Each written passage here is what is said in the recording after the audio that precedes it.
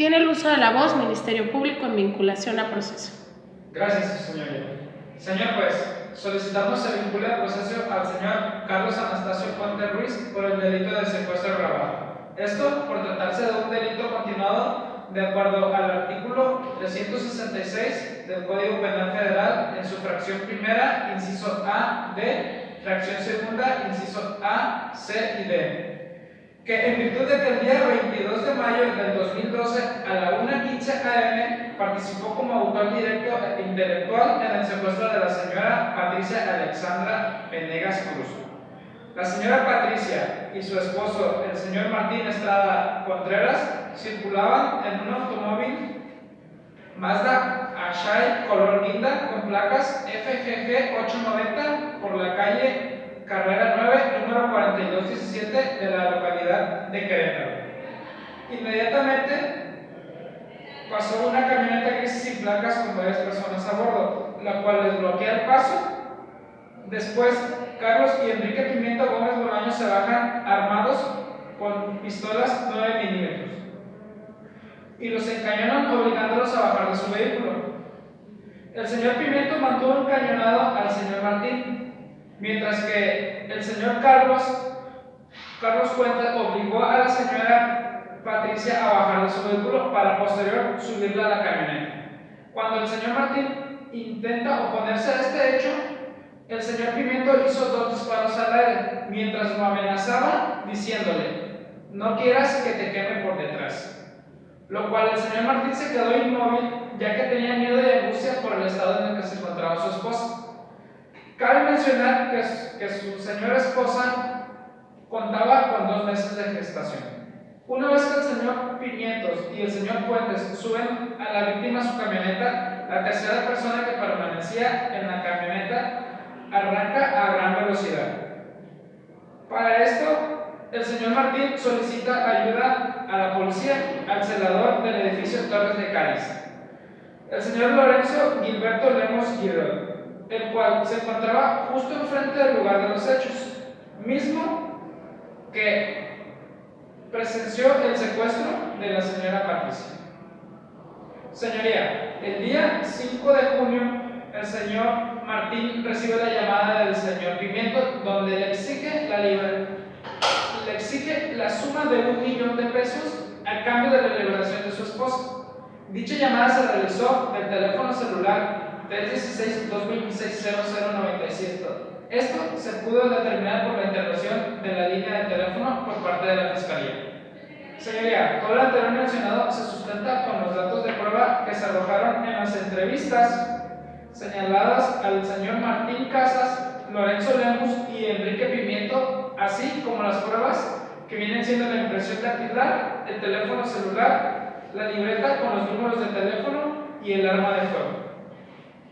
Con la entrevista al señor Martín Casas, acreditó que el día 22 de mayo del 2012 a la 1:15 am él y su esposa Patricia Venegas circulaban en su vehículo cuando el señor Carlos Puente y el señor Pimiento secuestran a su esposa.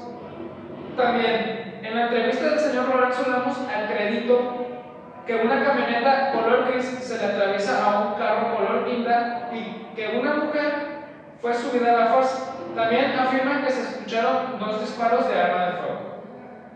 Aunado a esto, señor juez, con la entrevista de Enrique Pimiento acreditó la relación que tenía el señor Carlos y el grado de participación en el hecho delictivo ya antes mencionado. Con la impresión dactilar tomada de la parte exterior de la puerta del copiloto del carro Mazda, acreditó que fue el señor Carlos quien abrió la puerta del carro y bajó la fuerza a la señora Patricia. El teléfono celular Nokia 1120 con la línea telefónica 316-225-0097 se acredita que esta línea pertenece al señor Puentes. La libreta de teléfonos encontrada en el poder del señor Carlos Puentes al momento de su detención acredita que esta misma tenía el número de teléfono del señor Martín. Así, la pistola 9 milímetros con serie 8909, número interior 677654, encontrada en poder del señor Carlos Puente Ruiz al momento de su captura. Se acredita que el señor encañonó con esta misma pistola a la señora Patricia. Por todo lo anterior, señor juez, consideramos que es clara la probable intervención del señor Carlos Puente en el hecho que se le atribuye, lo cual reiteramos nuestra solicitud que vincule el proceso al señor Carlos Puente. Es cuanto, su señoría. Tiene el uso de la voz la defensa en vinculación a proceso. Su señoría, es claro que la Fiscalía miente en los antecedentes señalados, ya que no existe la razonabilidad para establecer la calificativa de secuestro agravado en contra de mi defendido. Esta defensa probará, más allá de duda razonable, que Carlos Puente es inocente del delito antes mencionado. Lo que realmente sucedió, su señoría, es que el señor Enrique Pimiento Gómez Bolaños, junto con otros dos individuos no identificados, realizaron el hecho delictivo. La Fiscalía no tiene suficientes pruebas que ubiquen a mi defendido en el lugar de los hechos, puesto que justo en ese momento mi defendido se encontraba trabajando. Su señoría, Carlos trabaja en el taller automotor Limitada desde hace 3 meses. El día 21 de mayo a las 10 p.m. se presentó a laborar y permaneció en su centro de trabajo hasta las 12 p.m. del día 22 de mayo del presente año, lo cual hace imposible que mi defendido esté en 2 lugares a la vez. Lo anterior señalado se comprobará con los siguientes datos de prueba. Con la entrevista del señor Martín Estrada Casas Contreras, se acredita que en ningún momento identifica a Carlos como uno de los perpetrantes en el lugar de los hechos, así como Lorenzo Gilberto Lemus Girardot, quien trabaja en el edificio Torres de Cádiz como celador, quien a pesar de la excelente luminosidad no pudo identificar ningún rostro. Por tal motivo, la Fiscalía no puede aseverar que mi defendido fue partícipe de los hechos delictivos. Con los datos de prueba arrojados en la entrevista del señor Eduardo Santos, quien es el dueño del taller automotor Limitada, donde labora el imputado, este manifiesta que vio ingresar a mi defendido a su centro de trabajo a las 10 p.m. el día 21 de mayo y permaneció ahí hasta las 12 p.m. del día 22 de mayo del presente año. Adicional a esto, señoría, existen fichas de registro para llevar un control con las cuales acreditamos su permanencia en el centro de labores de 10 p.m. a 12 p.m. los días ya mencionados. De la investigación de campo realizada por la investigadora privada, la señorita María Alejandra Caramillo, el día 23 de junio de 2012 a la 1 a.m., donde los datos de prueba arrojan que la luminosidad es clara y resulta inverosímil que tanto el ofendido como víctima y testigo no hayan reconocido a mi defendido. No obstante que ninguno de los antes citados mencionó que llevaran la cara cubierta, por lo que es cierto que mi defendido no participó del ilícito.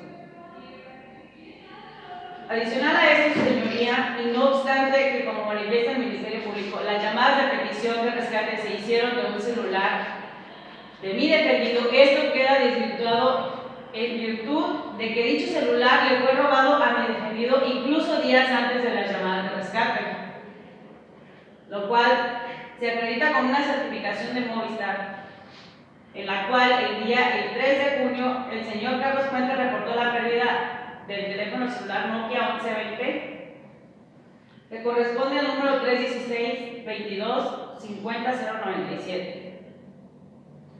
Y la primera llamada de esta naturaleza al esposo de la víctima se realizó hasta el día 5 de junio. Finalmente, no pasa desapercibido que en el vehículo de la víctima se encontró presuntamente la huella dactilar de mi defendido. Sin embargo, señoría, usted no puede establecer su presencia en el lugar de los hechos solo con este indicio, ya que mi defendido es el mecánico de la víctima y de su esposo, por lo que ha tenido acceso al vehículo en diferentes momentos y tiempos, de tal manera que las huellas dactilares evidentemente estarán en el mismo. Y si consideramos que ninguno de los involucrados, como la víctima y su esposo, lo reconocieron en el lugar de los hechos. Por este razonamiento, señoría, que los hechos y datos de prueba señalados por el Ministerio Público deben considerar insuficientes para vincular al proceso a mi defendido, ya que ninguno ni siquiera de forma indiciaria acreditan su participación en el ilícito. Por todo lo anteriormente señalado, fundamento en el artículo 19 de la Constitución Política de los Estados Unidos Mexicanos, esta defensa solicita el auto de no vinculación a proceso. Es cuanto, señoría. Muy bien. Una vez que se han escuchado a las partes en la etapa de vinculación a proceso, es necesario hacer la revisión para saber si se reúnen los requisitos exigidos por el artículo 316 del Código Nacional de Procedimientos Penales para poder determinar la vinculación o no vinculación a proceso del imputado. Teniendo como primer requisito que se haya formulado imputación, requisito que se satisface debido a la imputación que fue realizada hace unos momentos. De la misma manera, se ha otorgado al imputado la oportunidad de declarar en la presente audiencia, la cual prefirió guardar silencio, y finalmente, de los antecedentes de la investigación expuestos por el Ministerio Público y que han quedado descritos hace unos momentos, este juez considera que se desprenden datos de pruebas suficientes que establecen que se ha cometido un hecho que la ley señala como delito y que además existe la probabilidad de que el imputado sea quien lo cometió y participó en su comisión. Esto a través de los datos de prueba que ha manifestado el Ministerio Público, como son las entrevistas de las personas antes señaladas y las pruebas materiales que también han quedado debidamente descritas. De la misma manera, no se actualiza ninguna causa de extinción de la causa penal o excluyente del delito. Por tanto, a las 8 horas del día de hoy se dicta auto de vinculación a proceso al imputado Carlos Anastasio Puente Ruiz por la comisión del delito de secuestro agravado, lo anterior con fundamento en los artículos 1, 14, 16, 17, 19, 20, 21 y 133 de la Constitución Política de los Estados Unidos Mexicanos, así como con fundamento en los artículos 109, 113, 115, 117, 307, 309, 316 y 317 del Código Nacional de Procedimientos Penales. Por tanto, reitero, este juzgador decreta auto de vinculación a proceso al imputado Carlos Anastasio Puente Ruiz, conforme al artículo 82, inciso F, fracción primera, inciso A, del Código Nacional de Procedimientos Penales, quedando debidamente notificadas las partes en la presente audiencia. Por tanto, y una vez realizado lo anterior, le pregunto a las partes si tienen alguna otra manifestación que realizar. Sí, señoría, solicito se me permita discutir medidas cautelares. Adelante. Su señoría, solicito se imponga como medida cautelar al señor Carlos Anastasio Puente Ruiz la prisión preventiva, tomando en consideración que si bien se trata de una medida excepcional del procedimiento penal acusatorio, esta, en el caso que nos ocupa, es la única que resulta suficiente para garantizar la comparecencia del imputado en el juicio, así como el desarrollo de la investigación, la protección de la víctima, de los testigos y de la comunidad, tomando en cuenta y en consideración que el delito por el que se acaba de ser vinculado pone en riesgo a la sociedad completa. Es el caso que ninguna otra medida cautelar será suficiente de conformidad al numeral 19 de la Constitución Política de los Estados Unidos Mexicanos para garantizar su presencia, tomando en consideración lo siguiente. De acuerdo con el informe de riesgo cautelar, existe riesgo tanto de sustracción del imputado como para las víctimas de los hechos, tomando en consideración lo siguiente. Respecto al peligro de sustracción del imputado, este resulta evidente tomando en cuenta el acuerdo del numeral 168, fracción 1 y 3 del Código Nacional de Procedimientos Penales. El señor Carlos Anastasio no tiene un arraigo establecido en la ciudad, tomando en cuenta que no tiene siquiera estabilidad laboral, considerando que apenas tiene 2 meses en su empleo. Él mismo, además, es soltero, por lo que no cuenta con una familia directa que dependa económicamente del mismo. Y finalmente, en el estado de evaluación puede tomarse en cuenta el alto riesgo de sustracción que se encuentra en la pena misma del delito en caso de ser encontrado culpable, que oscila entre los 15 y 40 años de prisión. Aunado a que no puede perderse de vista que el imputado, cuando fue detenido, se encontraba a punto de abordar un autobús fuera de la ciudad y además se encontraba armado con un objeto en materia de delito. Acontecimiento que pretende disfrazar con una visita a su hermana, que el señor juez conscientemente resulta ser el día siguiente que detienen a su cuñado y cómplice, abonando a este riesgo de sustracción la evidente protección de su familia para tal sustracción. Respecto al riesgo para la víctima, se justifica la prisión preventiva oficiosa, considerando que el imputado representa un riesgo para la víctima y su familia, quien no se debe olvidar. La señora Patricia cuenta con 2 meses de embarazo. En virtud de que el imputado conoce de forma directa y completa el domicilio de la víctima, el vehículo en que se traslada y también conoce el lugar de trabajo del esposo de la víctima. Es por eso, señoría, que se le solicita se le imponga la medida cautelar de prisión preventiva oficiosa al imputado Carlos Anastasio Puente Ruiz por el término que dure el proceso que nos ocupa.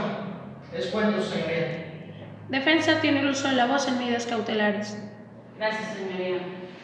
Esta defensa considera excesivas e innecesarias las medidas cautelares que propone la Fiscalía, ya que mi defendido, el señor Carlos Anastasio Puente Cruz, es voluntario de la Sociedad Niños de la Calle, en la cual trabajo con ellos desde hace 5 años en programas de rehabilitación y reinserción, mismo que cuenta con domicilio en calle 56, 2430, de la ciudad de Querétaro,